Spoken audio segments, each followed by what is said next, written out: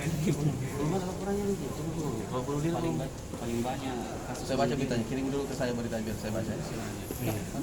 Pak, ini kan ada pergantian Tiga PLT begitu. Kenapa? itu apa pertimbangannya? Pertimbangannya sendiri. Oh, Anda ada memang regulasi bahwa kalau sudah 2 kali ini, jadi kemarin laporannya BKD bahwa ini sudah harus ini. Jadi ada beberapa PLT sebenarnya cuma 3 itu yang memang harus. Yang pertama karena meninggalnya almarhum. Yang kedua itu karena persoalan apa namanya?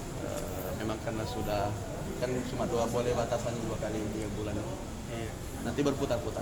Penunjukan Pak Sulkaf dan Pak Marala begitu.